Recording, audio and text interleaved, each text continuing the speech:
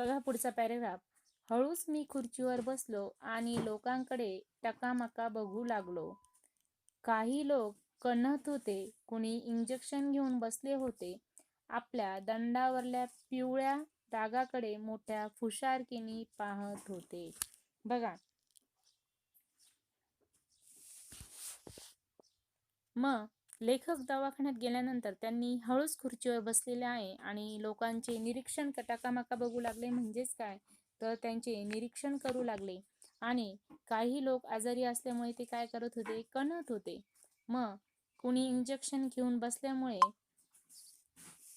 बसलेले होते आणि इंजेक्शन दंडावर घेतल्यामुळे त्या पिवळ्या डागाकडे जे लोक आहे, ज्यांनी स्वतःने इंजेक्शन घेतलेले आहे, त्या पिवळ्या डागाकडे ते बघत होते. आणि लेखकांना असं वाटतंय की काहीतरी फुशारकीच मारत आहे. बघा मग पुढे. हळूहळू पुष्कळ लोक निघून गेले. मग मी हळूच माझी छोटी बाटली डॉक्टरांच्या टेबलावर सरकवली. मग बघा, त्यांनी जी मग हळूहळू पुष्कळसे लोक काय झालेले आहे, निघून गेलेले आहे. गर्दी कमी झालेली आहे. मग हे निवांत लेखक काय झालेले आहे, निवांत मग बसलेले आहे. मग लेखक त्यांनी जी बाटली नेलेली आहे ती टेबलवर डॉक्टरांकडे सरकवलेली आहे. म्हणजे ती डॉक्टरांना दाखवण्यासाठी त्यांनी पुढे ती बाटली सरकवलेली आहे.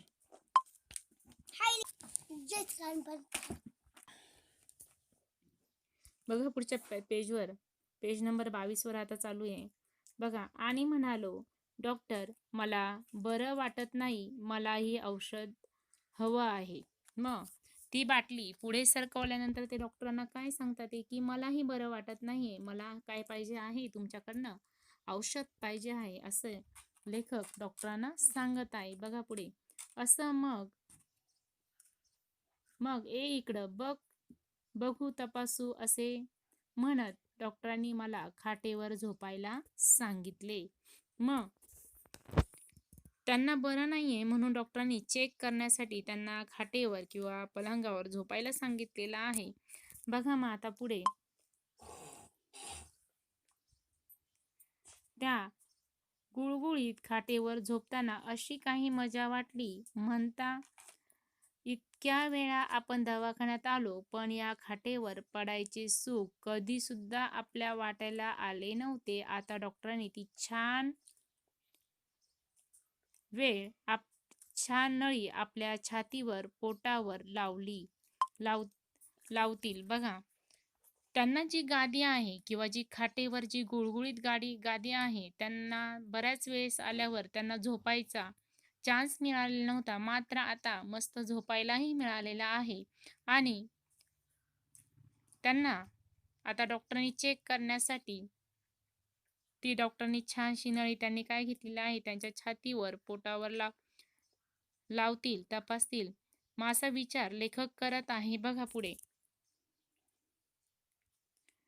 छातीवर, पोटावर लावतील, तपासतील, कदाचित इंजेक्शन सुद्धा देतील.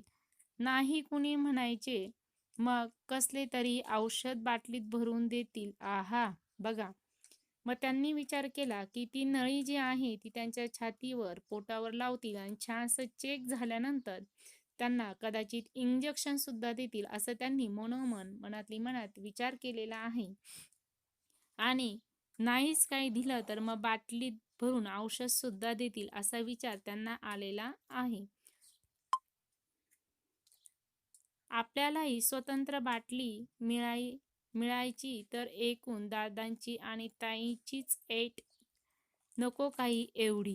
बघा, मग त्यांना आता वाटलेलं आहे की आपणही आजारी आहे, मग आपल्याला पण औषध मिळेल. मग आता ते त्यांच्या दादांच्या किंवा ताईच्या बरोबरीने येतील. मग ते दोघंच ऐटीमध्ये झोपतात किंवा चांगले चांगले पदार्थ खातात, त्यांची ताई आणि दादा. मग यांची पण घरातले काय करतील, देखभाल करतील. आणि या विचारात लेखक गुंतलेले आहे. बघा पुढचा पॅरेग्राफ. आनंदाने मी खाटेवर लोळत होतो. एवढ्यात डॉक्टर खोलीत आले. त्यांनी मला तपासले. बघा, मग डॉक्टर आलेले आहे त्या खोलीमध्ये आणि त्यांनी ते खाटेवर लोळत होते. तेवढ्या डॉक्टर आलेले आहे आणि डॉक्टरांनी त्यांना तपासले. मग डॉक्टर काय म्हणत आहे, बघा पुढे.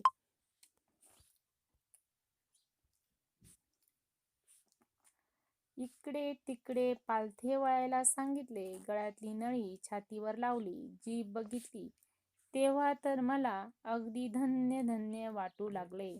बघा, मग त्यांनी छानसं चेक केलेलं आहे डॉक्टरांनी, आणि शिवाय इकडे तिकडे त्यांनी वळूनही चेक केलेलं आहे. मग त्यांना अगदी छान वाटलेलं आहे आणि त्यांचे मन काय झालेलं आहे, आनंदाने उत्साहाने भरून गेलेलं आहे. बघा, जी बघितली तेव्हा तर मला अगदी धन्य धन्य वाटू लागले. त्यांनी जेव्हा पोटावर एकदम टिचकी मारली तेव्हा तर मला खूप हसायलाच आले.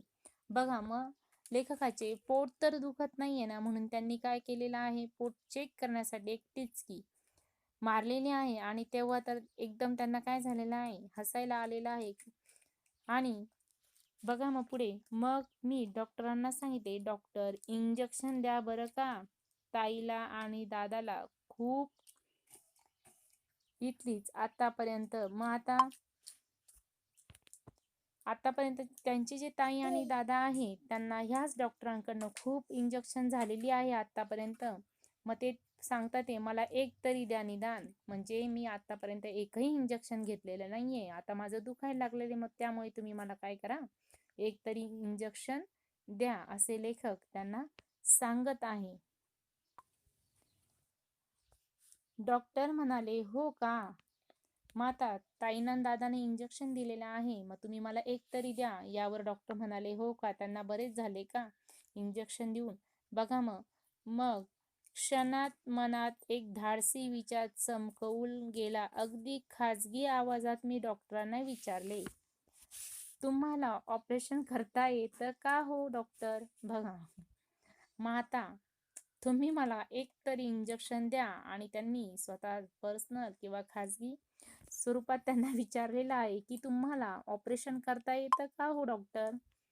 म्हणजे माझं एवढं दुखतंय की तुम्ही ऑपरेशन केलं तरी चालेल, त्यांचा विचार असा आहे लेखकाचा. बघा, डॉक्टर माझ्याकडे एकदम बघायला लागले. मग लेखकाने विचारलं की तुम्हाला ऑपरेशन करता येतं का हो डॉक्टर? मग डॉक्टर त्यांच्याकडे एकदम टकामका बघायला सुरुवात केलेली आहे, कारण लेखकाचं काहीच दुखत नव्हतं हे डॉक्टरांनाही चेक केल्यावर समजलेलं असावं.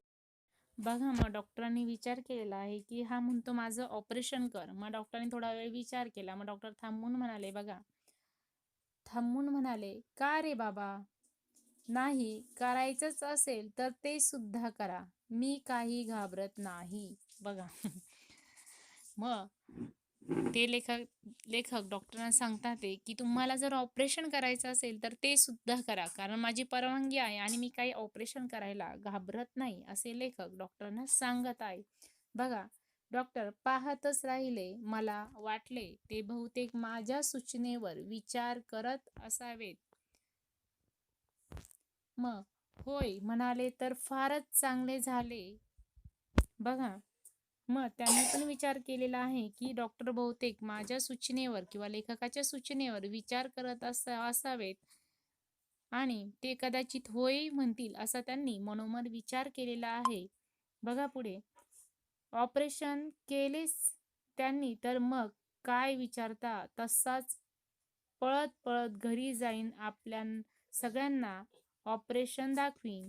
बघा, जर डॉक्टरांनी ऑपरेशन केले तर मग त्यांनी विचार केलेला आहे की मस्त पळत पळत जाईल आणि सगळ्यांना माझं ऑपरेशन दाखवेल. म्हणजे घरामध्ये त्यांचे आई वडील दादा ताई आहे त्यांना ते ऑपरेशन दाखवणार आहे.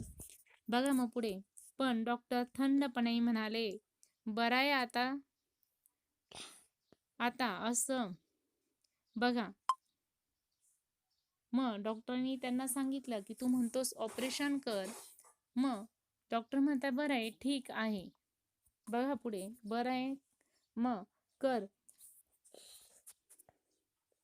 तू उतर खाली. मी मोठ्या नाखुशीनेच खाली उतरलो. त्यांच्या चेहऱ्याकडे उत्सुकतेने बघू लागलो. बघा, मग आता डॉक्टर काहीतरी सांगतील, आपल्याला काहीतरी सूचना देतील असं लेखकाला मनोमन वाटलेलं आहे आणि त्यांना उत्साह आनंद हा झालेला आहे.